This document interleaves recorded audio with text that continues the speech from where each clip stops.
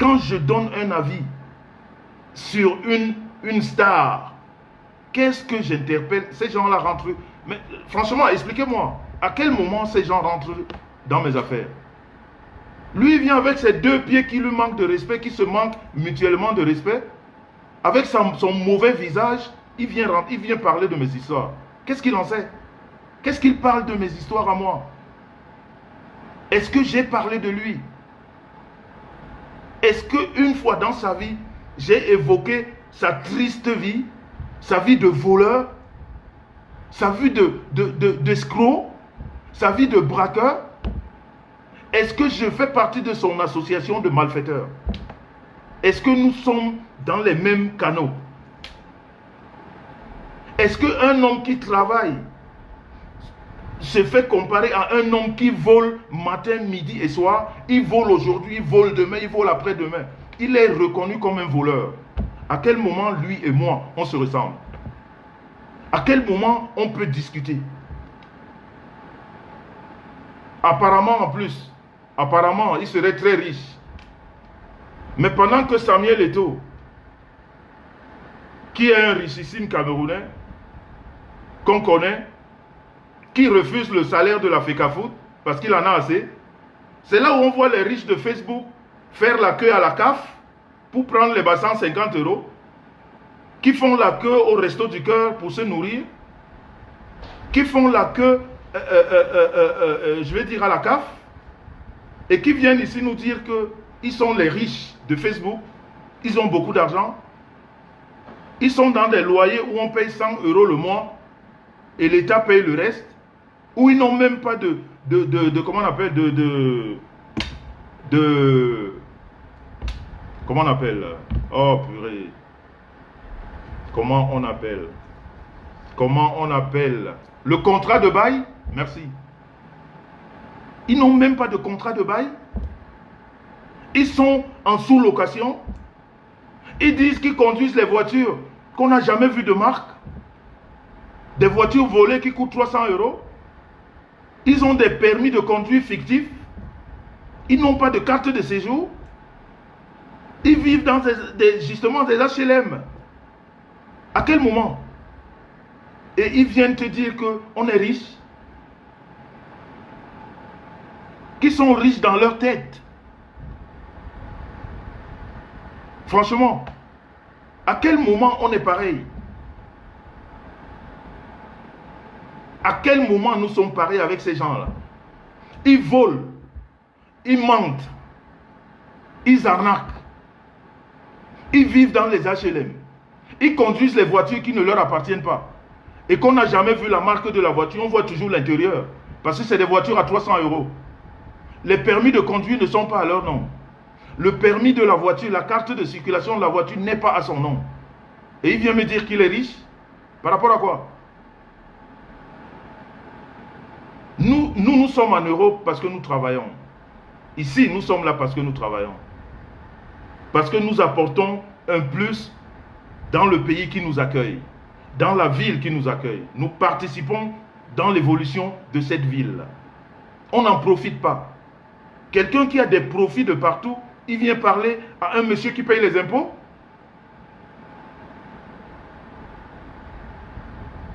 Je crois que quand on est riche, on ne va pas habiter dans des quartiers de brigands. Moi, quand je viens à Paris, les quartiers comme Aulnay-sous-Bois, le 93, 15, tout ça, quand je rends visite à la famille là-bas, je vais en taxi. Je ne peux pas emmener ma voiture parce que j'ai bien peur que, comme la casse ou comme la vole. Et un pseudo riche habite là-bas. Et ou dans un HLM. Et il vient expliquer ici en Mondiovision que je suis riche. Et il dit que je paye des billets d'avion à 20 000 €. Pendant que l'État lui donne 150 € tous les mois pour faire vivre la famille. Pendant qu'il va faire la queue au Resto du Cœur pour nourrir la famille. Il rentre dans mes affaires. À quel moment on est pareil? Monsieur, moi je suis propriétaire et en Europe et en Afrique. et je suis dans un quartier résidentiel. Et la prochaine étape, ce sera ici. Nous allons montrer les titres fonciers en Afrique et les permis de propriété en Europe. On va aller, je vous ai dit que ce que j'ai commencé, ça ne va pas s'arrêter. Ce que moi j'ai commencé, on ne m'a pas demandé, hein, c'est moi qui ai commencé ça. La prochaine étape, ce sera les titres de propriété, ok, et les titres fonciers du Cameroun. On va mettre ça ici. Désormais, il faudrait que les jeunes qui nous regardent sachent qui est qui. Il faudrait que les jeunes qui nous regardent sachent qui est qui. On ne va plus leur dire des choses comme ça. Non, maintenant ils vont voir des choses que nous faisons, c'est-à-dire ce que nous sommes en vrai. C'est comme ça qu'ils vont nous respecter. C'est comme ça qu'ils vont nous respecter. Parce que tout ce que vous faites fictivement avec les cartes bleues volées, est-ce que quelqu'un vous a déjà dit une fois que il est venu à l'anniversaire de Messan et il a cotisé de l'argent? Est-ce que quelqu'un vous a déjà dit ça? Est-ce qu'une fois, j'ai fait au moins, je ne sais pas, une vingtaine d'anniversaires? On vous a déjà dit qu'on cotise mes anniversaires? Quand j'invite mes invités à moi, ils vous ont dit qu'ils donnent un 5 francs quand ils viennent chez moi, ou bien quand je le fais même dans un restaurant, c'est moi qui les invite. Ok? C'est moi qui les invite et c'est moi qui leur offre à manger et à boire. Je ne suis pas dans les cotisations. Je n'ai jamais été dans les cotisations. Et vous me dites, vous êtes riche. Riche dans vos têtes. Chef d'entreprise dans vos têtes. On va sortir. Moi, je ne suis pas chef d'entreprise. Je suis un employé. Et ici, je vais vous prouver que je suis un employé. Et les chefs d'entreprise viendront me prouver ici qu'ils ont des entreprises. Parce qu'à un moment donné, il faut passer à l'étape supérieure. Et aujourd'hui, on en est là. Demain, quand moi je parle, je vous laisse toute la semaine pour raconter des conneries. Je reviens le week-end d'après. Et l'après, je vous ai dit, c'est des titres de propriété et les permis, les titres fonciers en Afrique. Ici, je peux comprendre que toi et moi, on n'a pas la même éducation. Tu sais, moi, j'ai grandi dans une maison avec une grande clôture. Avec un gardien, avec des domestiques. Avec un chauffeur qui m'amenait à l'école et qui me ramenait. Donc, je peux comprendre que toi, qui n'as pas connu cet encadrement familial, où tu es encadré de ton père, de ta mère, cette chaleur familiale, tu ne l'as pas connue, mais reste dans le camp des brigands. Ne viens pas me chercher les histoires à moi. Toi et moi, on n'est pas pareil. Toi et moi, on n'a rien de pareil. Tu as été élevé faussement, tu as grandi faussement et tu évolues faussement. Ce que moi, je n'ai pas connu. Moi, je suis dans la droiture depuis le bas âge. C'est pour ça que j'ai de la peine à me retenir quand je vois des choses tordues devant moi. J'ai envie de parler. J'ai envie de parler, même si ça fait mal à certaines personnes. Je ne supporte pas le mensonge. Je ne supporte pas le mensonge. Et ça fait que je ne peux pas m'entendre avec vous. Je ne vais pas te mentir, on m'a envoyé ta vidéo. Où tu me disais, j'ai l'âge de ta mère. C'est vous. Parce que quand vous venez avec les histoires de vos mères et de vos pères, après demain on va dire que mais ça manque le respect à mon père ou à ma mère. C'est toi qui as dit que j'ai l'âge de ta mère. Donc je pourrais t'accoucher. Donc d'un, tu ne respectes pas ta mère. Parce que si j'ai l'âge de ta mère, tu devrais me respecter. Tu vois? Déjà ça, tu ne le fais pas. Tu vois que tu es déjà tordu dans ta propre analyse. Ok? Alors disons que j'ai l'âge de ta mère. Mais si j'ai l'âge de ta mère, ça veut dire que ta maman est très mal entretenue.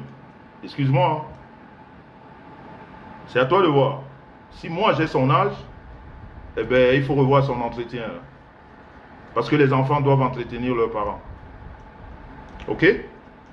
Les enfants doivent entretenir leurs parents. Si moi j'ai l'âge de ta mère, Je l'ai vu comme ça, mais ça veut dire que il faut te mettre encore pour son entretien, quoi. Il y a beaucoup à faire. Il y a énormément à faire. Franchement. Mais je veux seulement te dire, petit escroc, ne parle plus jamais de l'âge. Ne parle plus jamais de l'âge ici sur Facebook. Parce que celui qui a l'âge découpé ici sur Facebook, c'est toi. Tu sais pourquoi? Tu sais pourquoi tu as cet âge découpé et tu le sais. Tu sais pourquoi? Moi, je suis parti du Cameroun avec tous mes diplômes. Diplômes que on a, je vais dire, un être humain hein, au Cameroun. Tu sais le premier diplôme? Voilà. Donc j'ai ce premier diplôme jusqu'au secondaire. Et ce moment-là aussi va arriver ici. Parce que je vous ai dit que là, je me suis lâché. Là. Et comme je me suis lâché, personne ne peut m'arrêter. Je vais m'arrêter quand je voudrais m'arrêter. Après, je vous donne, hein, c'est moi qui vous donne la marche à suivre. Après les titres fonciers et les titres de propriété, ce sera le tour de nos diplômes qu'on a eu depuis l'Afrique jusqu'ici. Et après, on va parler de l'âge. Ok? Je vais vous mettre au pas. Je vais pas trop... vous avez vu, pendant 5 ans, je vous regarde. Parce que vraiment, je ris, quoi. Vous me faites rigoler. Vous me faites tellement rigoler. Donc, après l'étape des titres de propriété et des titres fonciers, ce sera l'étape des diplômes. Depuis le Cameroun, depuis le premier diplôme. Parce que c'est à partir du premier diplôme, on sait si on a changé son âge ou pas. Jusqu'au secondaire. Parce que nous sommes venus ici, parce qu'on est venu faire l'école. On n'a pas fait 15 ans en route. On n'a pas fait 15 ans en route. Partout où on est passé, on a fait la prison. Mais regardez-moi quelqu'un qui veut me parler de l'âge. Mon ami, tu es parti du Cameroun, tu es avec quel âge? Maintenant, on va mettre sur la table. Tu es parti du Cameroun, tu es avec quel âge? Tu es parti avec quel niveau scolaire? Mais un monsieur tordu avec un visage dur comme ça, comme les... Mais attends, dis-moi un peu.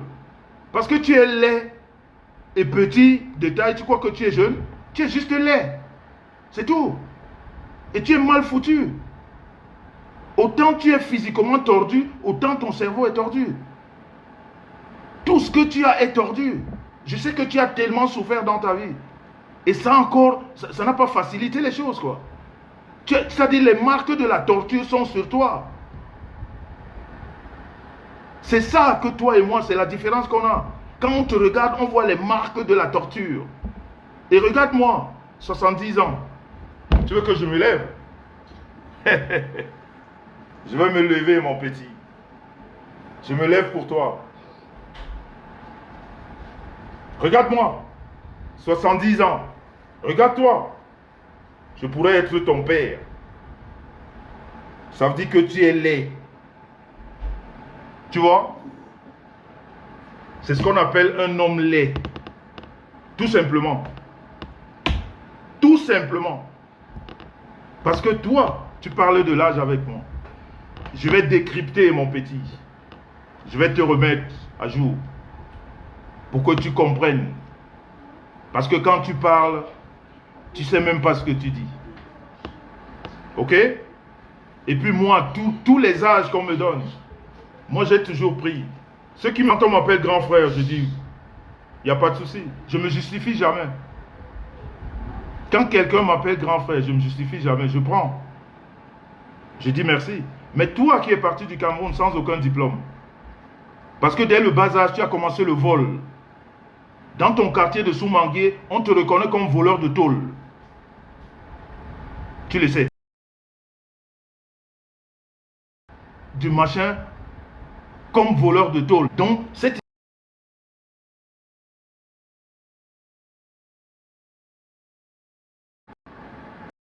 tu l'as dans ton ADN.